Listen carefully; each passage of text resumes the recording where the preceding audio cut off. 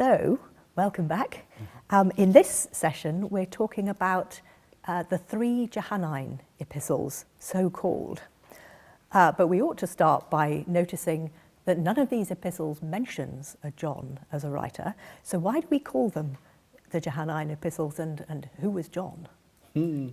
Well, that's an interesting question, isn't it? They overlap so much with the fourth gospel that they're definitely within the Johannine orbit.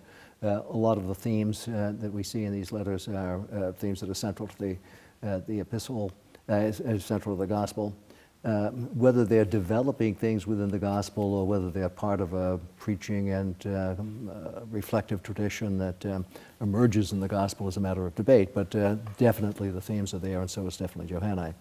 And church tradition has it too, that there was someone called the Elder John, comes into the medieval literary world as the Prester John or Presbyter John, but in any case, there was a figure in according to church sources from the 2nd to the 4th century, in Asia Minor, early in the 2nd century or late in the 1st century, whose name was John. And supposedly there were two burial places in Ephesus where John, the son of Zebedee, the presumed author of the fourth gospel, and this other fellow, the elder John, were buried. And various legends developed about the relationship between them. And various modern theories have used the figure, especially of the Elder John, as an explanation for some of the Johannine literature, including the theory that he might be the author of the fourth gospel as well as the epistles. A lot of this is speculative, but in any case, there were traditions that there was another fellow named John, and that, I think, does bear testimony to the fact that we have something of a Johannine literary tradition, probably a Johannine community that produced both the gospel and the epistles.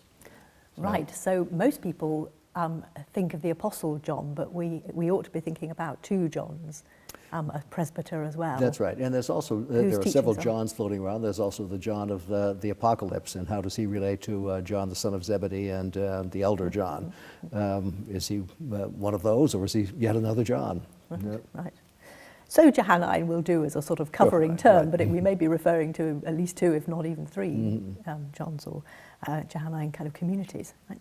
Do you have a view about how many communities might have been involved here? Are we talking about sort of one big community, or one big community in several different places, or several different local churches with a family resemblance, with some shared ideas? Any of those are possible. I wish we had the sociological data to back up some of our modern theories about the Johannine community.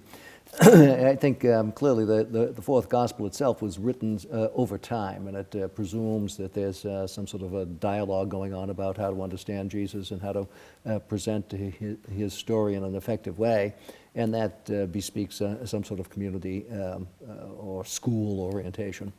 And I think what's going on in the epistles here also indicates that there's some limits to this community, because some people have left. And that's also a phenomenon that's referred to in the fourth gospel in John 6, where some people leave the fellowship of Jesus. Is this referring to the historical Jesus, or is it referring to the experience of the Johannine community? Probably the latter. In any case, there are boundaries to this community, whether it's in one single place or whether it's scattered in several places. I think it probably is the case that Johannine Christianity is centered in Ephesus from the late 1st century on. Church tradition certainly has it there. Was it a single house community? No, probably it expanded over space, and probably had followers in other parts of Asia Minor, and probably other parts of the Christian world generally. Certainly the fourth gospel became very popular very quickly in the 2nd century, whenever exactly it was written. I tend to date it early in the 2nd century, probably in the first decade or so. But by the middle of the 2nd century, it's all over the place. That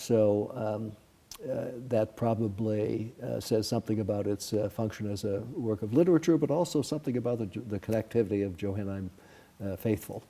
So they probably weren't simply in one small place. So you talk about the complexity of this community and also the possibility of sort of splits and hostilities between sort of the community self-defined and other people, but perhaps also within the community. There is a mention in 1 John 2, I think it is, isn't it, about some people having left the writers' community. Do we have any idea what that sort of schism was about? Right. Well, there seems to be one major doctrinal issue that's on the table within the Johannine world. And you can understand how this doctrinal issue emerges if you think about the presentation of Jesus in the fourth gospel. There's a famous modern interpreter who talks about Jesus as a divine being walking above the surface of the planet, not touching earth. And I think the fourth gospel is insistent that the Word really became flesh and Jesus really was human. But there's an ethereal quality to that Jesus in the fourth gospel. His divinity shows, and that impulse, I think, worked itself out in the second century in what came to be known as Docitism, which is probably an oversimplification of a lot of things that are going on. But a number of people have questions about the real, full humanity of Jesus, and that manifests itself in some other Johannine literature. There's something called the Acts of John, probably written toward the end of the second century, early third century, that has a portrait of Jesus as being a very divine and hardly human person who really doesn't suffer on the cross. Whatever suffering was just a bodily thing, and that's not where Jesus is. And so I think the Johannine tradition that came to be part of the Orthodox world is one that insists on the full, real humanity of Jesus. But there are other Johannine Christians who have a more ethereal understanding, a more divine understanding of who Jesus is. And that's probably the issue on the table that leads to this division. Right, yeah. One of the really memorable things about these letters, as about the gospel, I think, is the imagery that is kind of shot through them. This imagery of light versus dark, and the children of light versus the dark. The idea that believing or putting your trust in Jesus Christ is being born of God, born from above. The emphasis on community members having to love one another, the importance of love. But on the other hand, the world will hate you, this kind of very strong sense that you love within the community and you're kind of warding off hatred from everywhere else. And this remarkable language which comes at the beginning of the Gospel and at the beginning of 1 John about the word of life, the word which is there from the beginning, but at some point in the words of the Gospel becomes flesh. But in the sort of hymn-like section at the beginning of 1 John, the word of life was from the beginning. Can you say a little bit about some of this very distinctive imagery? Why is light and dark? Why is above and below so important to these writers? All of the things that you've mentioned are themes that are very prominent in the gospel and that are used and developed or deployed in some way, fashion or other in the epistle. Let's think about one or two of them. First of all, go back for a minute to the parallel that you drew between the beginning of the first epistle and the opening of the Gospel of John. There are echoes there. It's not a simple quotation, but there are echoes of that very poetic prologue of John. In the beginning was the Word, and the Word was with God, and the Word was God. In him was life, and the life was the light of men, and the life shines in the darkness, and the darkness grasped it not, etc. That is echoed in the style and in some of the phraseology of the opening of the first Johannine epistle. And light in particular, which emerges as one of the attributes of the word there, pops up in several places in the fourth gospel when Jesus appears at the Feast of Tabernacles in John 8 and says, "I am the light of the world." He's reinforcing the theme that's there in the prologue. And then you have references to walking in the light in John 11. And then the narrative is structured in such a way as to emphasize this, because at the Last Supper, when Judas goes out to betray Jesus, it was night, it was dark. Jesus appears in the darkness to Nicodemus early in the Gospel, and the light shines. Does it shine on marble head? Well, maybe not. Nicodemus is kind of an ambiguous character.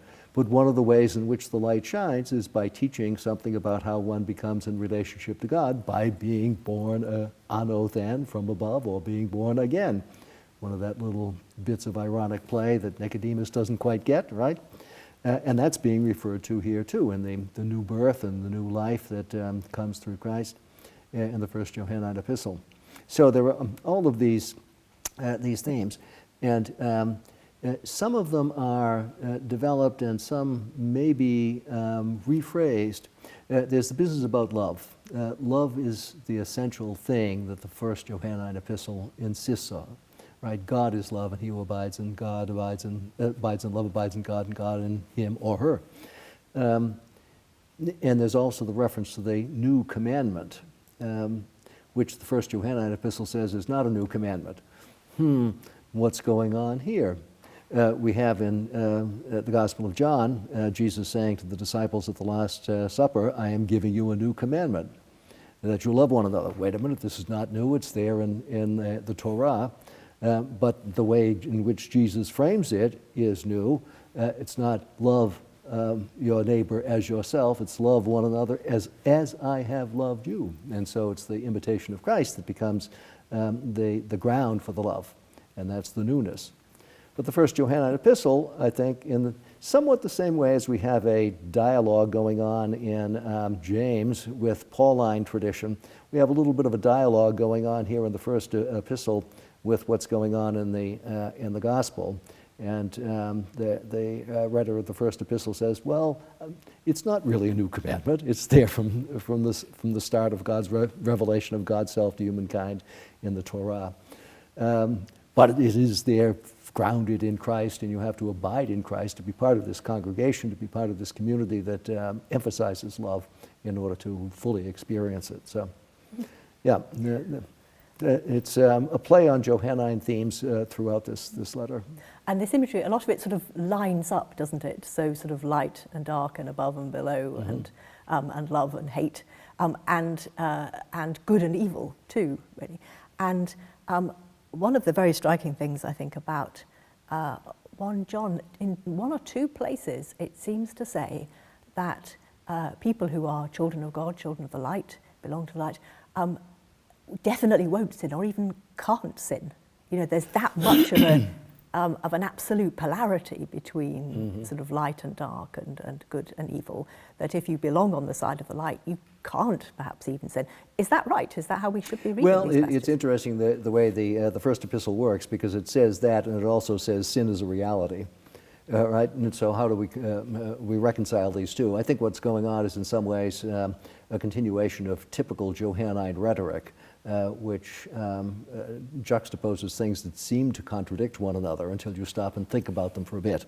And you're supposed to stop and think about them. That's why they're there, to stimulate reflection. And so I think the reconciliation between these two is to recognize that statements of exhortation are sometimes framed as statements of fact, telling the little child, a good baby does not do that kind of thing, whereas the good baby is doing precisely that kind of thing.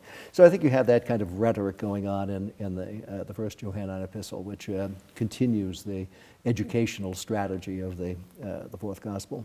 That's a very helpful way to think about it, isn't it? Because it's also true in all the Gospels, actually, that sometimes Jesus says extremely provocative, apparently very hard-line sounding things. And if you think of it as material that's meant to be provocative, it's meant to make you think, rather than it's just telling you. It's not the last word, it's kind of, it's thought, food for thought. You could say, look, this is an apologetic move on my part, but no, if you see it happening time and time again, that things are juxtaposed in that way, you say, no, it's a rhetorical strategy.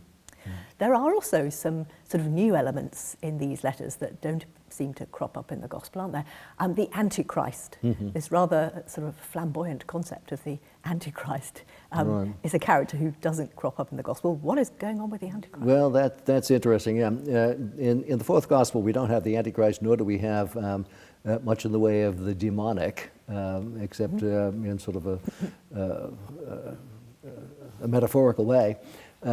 And this is part of the Jewish apocalyptic heritage that the Johannine tradition plays with. And I think what's going on in John is largely a realized eschatology. Yes, we can all hope for resurrection on the last day, but resurrection is a reality here and now. We can participate in the divine life through our relationship with Christ, is what the gospel says. So the gospel downplays but doesn't deny traditional Jewish eschatological elements.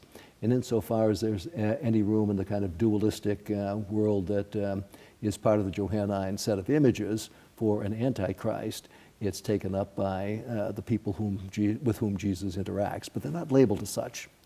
What we have in the first Johannine epistle is a more explicit reference to that larger apocalyptic framework that stands behind the fourth gospel but is not used explicitly in it. And the Antichrist is simply part of that, the foe of the righteous in the last days. Mm-hmm. I suppose the false prophets, are false prophets also part of the last days, or are they among us already? No, I think they're among us already. Okay. is what the writer of the first Johannine epistle is thinking. Are they? Do they relate to false teachers in any of the other epistles, or to false prophets in the Gospels? I think they're referring to, who knows? I mean, we know in the second century that there was a kind of new prophetic movement, usually referred to as Montanism. So there were people that were thinking of themselves as prophets and probably articulating a new eschatological vision or a renewed eschatological vision at a time when a lot of people had probably allegorized eschatological belief. It's possible that that's what's going on. It's also possible that people are picking up the imagery of prophet that we have in the fourth gospel applied to Christ, and Christ is more than a prophet in the Christology of the fourth gospel. And people might be saying that, no, we're standing in the tradition of that one who is greater than prophets in the past. In any case, they're the people with whom the epistolary authors disagree. Yes, the important thing is that they're not us. Yes, that's true. We've talked a bit about people who are not us and who leave the community in consequence.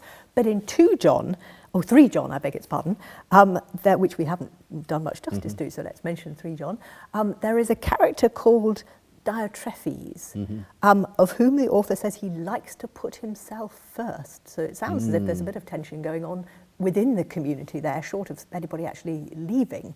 Do we know anything about what's going on there? We don't. We can speculate a little bit about this fellow and what he was up to. And the speculation that most convinces me is that he's someone who's been reading things like the pastoral epistles and has put himself in the place of an episkopos and is exercising or trying to exercise some sort of authority over the larger Christian community of which the Johannine community is a part.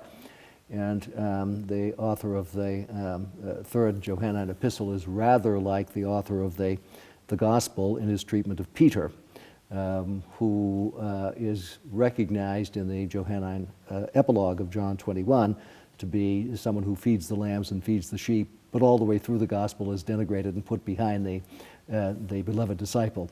So there's a tension with emerging authority structures, the like of which we see in the pastoral epistles in the stance of the Johannine epistolographer.